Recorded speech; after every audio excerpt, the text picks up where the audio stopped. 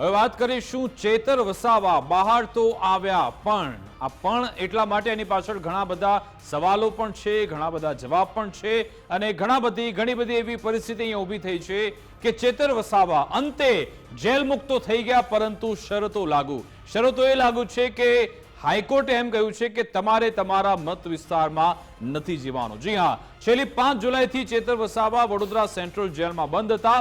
હમણાં 8, 9, 10 જ્યારે વિધાનસભાનું ચોમાસું સત્ર મળ્યું ત્યારે તેમને ચોક્કસથી હંગામી જામીન મળી ગયા હતા, પરંતુ પછી એમને જેલમાં રહેવું પડ્યું. 5 જુલાઈથી સતત જેલમાં એટલા માટે બંધ હતા કારણ કે ત્યાં એટીબીટીની જે બેઠક મળી હતી એ બેઠકમાં તેમણે ત્યાંના જે તાલુકા પ્રમુખ છે સંજયભાઈ, એમને જાનથી મારી નાખવાની ધમકી આપી હતી, મારામારી કરી હતી, એવો આરોપ તેમના પર હતો અને એ જ કેસમાં 5 જુલાઈએ એમની ધરપકડ થઈ હતી. ત્યારથી તે જેલમાં બંધ હતા. ઘણા બધા પ્રયત્નો થયા કે એમને જામીન મળી જાય. નીચલી કોર્ટે જામીન ફગાવ્યા, પછી જ્યારે હાઈકોર્ટમાં મામલો પહોંચ્યો ત્યારે પણ કોઈને કોઈ કારણસર તારીખ પર તારીખ આવતી હતી. ક્યારેક સરકારી વકીલ સમય માંગી લે, ક્યારેક ચેતર વસાવાનો વકીલ સમય માંગી લેતા હતા. વચ્ચે વકીલોની હડતાલ પણ આવી ગઈ અને અંતે જ્યારે ચેતર વસાવાએ ફરી એકવાર પ્રયત્ન કર્યો એમને ટીમે, તો હાઈકોર્ટે જામીન તો આપ્યા પરંતુ શરતો લાગુ. 10,000ના બોન્ડ પર જામીન મળ્યા, પરંતુ કહ્યું છે 1 વર્ષ સુધી ચેતર વસાવા પોતાના મત વિસ્તાર એટલે કે ડેડિયાપાડામાં જઈ શકશે નહીં. આ ખૂબ જ મોટો ચુકાદો છે હાઈકોર્ટ તરફથી. શરતી જામીન છે કે 1 વર્ષ સુધી પોતાના વિસ્તારમાં ચેતર વસાવા નહીં જઈ શકે. ડેડિયાપાડામાં જે કોર્ટની જો કાર્યવાહી હશે તો એ કાર્યવાહી માટે તે વિસ્તારમાં ચોક્કસથી જઈ શકે, પરંતુ અંગત રીતે કોઈ પણ કાર્યક્રમ નહીં કરી શકે.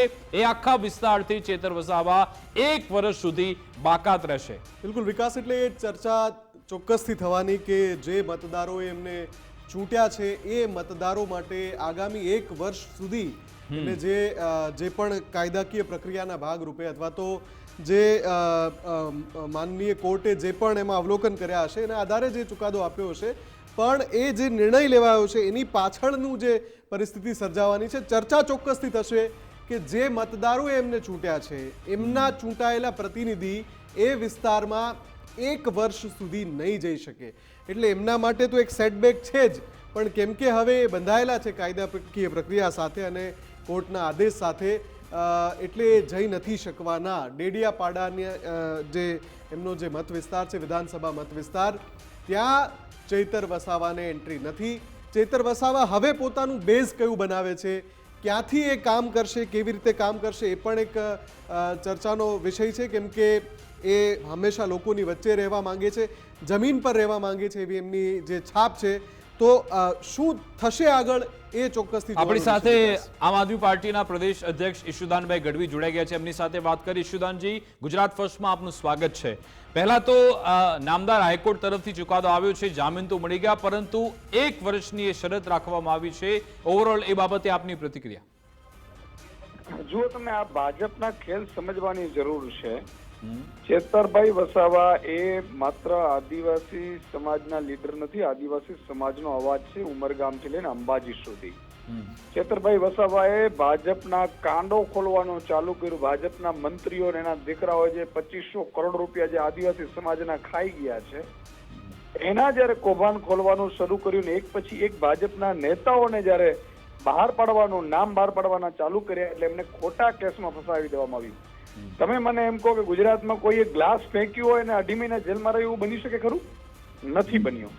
ભાજપે કાયદાનો દુરુપયોગ કર્યો, પોલીસનો દુરુપયોગ કર્યો, પોતાની સત્તાનો દુરુપયોગ કર્યો અને આખા આદિવાસી સમાજમાં એવો મેસેજ આપવા માંગ્યું કે ધારાસભ્ય જો અમારા કૌભાંડ ખોલતા હોય એને જેલમાં નાખી દે, તમારી શું વિચાર? તેમ કરીને આખા આદિવાસી સમાજને એક ડરાવવાની કોશિશ કરી. પરંતુ જે રીતે નામદાર હાઈકોર્ટે જે શરતોએ જામીન અમને ચેતરભાઈને વસાવાને આપ્યા છે, આખું આદિવાસી સમાજમાં અત્યારે ખુશીની લહેર છે. ભાજપ પ્રત્યે એક નફરત છે અંબાજીથી ઉમરગામ સુધી. આગામી સ્થાનિક સ્વરાજ્યની ચૂંટણીમાં ભાજપને એનો બદલો પણ મળશે.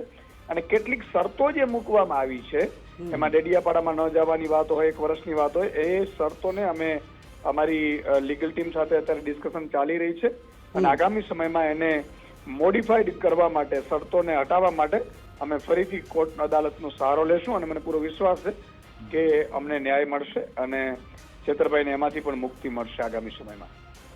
અચ્છા યશુદાનજી, બીજો સવાલ મારો એ છે, આમ રાજકીય રીતે એ રીતનું કે કારણ કે ભૂતકાળમાં આવા ઉદાહરણ મેં ઘણા જોયા છે કે આ રીતે દિગ્ગજ નેતા કાયદાકીય કાર્યવાહીનો સામનો કરે પછી પક્ષ બદલી લેતા હોય છે. હાર્દિક પટેલનું મોટું ઉદાહરણ છે. અલ્પેશ ઠાકોર આ રીતના લડાયક નેતા હતા, એ કોંગ્રેસ છોડીને ભાજપમાં જતા રહ્યા. ચેતર વસાવા તો આમ આદમી પાર્ટી છોડીને ભાજપમાં નહીં જતા રહે ને? ચેતરભાઈ વસાવા નમાલા નેતા નથી, એક તો પહેલી વાત. બીજું કે ચેતરભાઈ વસાભાઈ આદિવાસી સમાજનો અવાજ છે અને આદિવાસીઓ અત્યારે ભાજપથી નફરત કરી રહ્યા છે. ચેતરભાઈને એમણે 3 મહિના જેલમાં નાખ્યા.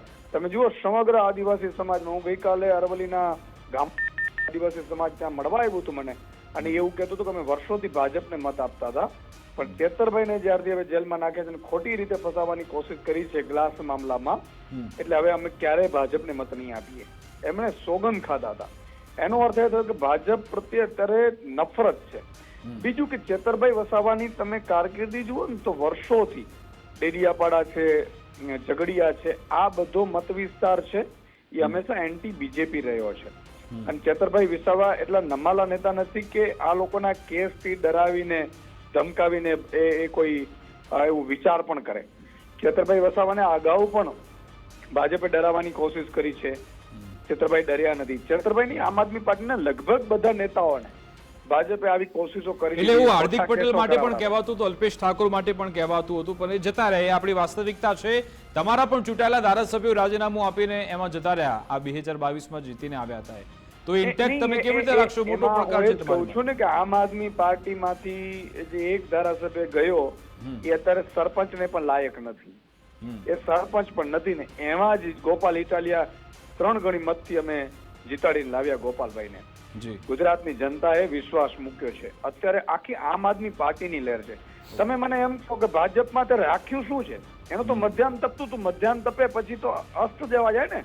ભાજપની પિક્ચર પૂરી થઈ ગઈ, બોર્ડ પૂરું થઈ ગયું છે. હવે ભાજપને ઉપરથી પણ અલગ ડોલક છે. તમે જો રાષ્ટ્રીય અધ્યક્ષ મળે એટલે રાજનીતિક ગલિયારામાં આ ચર્ચા થઈ રહી છે, એટલા માટે મેં તમને સવાલ પૂછ્યો. તો આભાર યશુદાનજી, અમારી સાથે. બિલકુલ આભાર. અમારી સાથે સમયના અભાવને કારણે આપને રોકું છું. અમારી સાથે જોડવા બદલ ખૂબ ખૂબ આભાર. તો યશુદાનજી અત્યારે મક્કમ છે કે ચેતર વસાવા ક્યાંય જવાના નથી, પરંતુ હવે સવાલ એ છે કે ચેતર વસાવા જ્યારે બહાર આવશે, ડેડિયાપાડાની બહાર રહીને પોતાના જે મત વિસ્તારના લોકો છે એમની સાથે સંપર્ક કરશે, કેવી રાજનીતિ કરે છે એના પર પણ નજર રહેશે. હવે આમાં ઘણા બધા પ્રકરણ આગળ પણ જોવા મળનાર છે, એના પર નજર રહેશે. અમારી વિશેષ રજૂઆત અંતર્ગત બસ આટલું જ. આપ જોતા રહો ગુજરાત ફર્સ્ટ ન્યૂઝ. નમસ્કાર.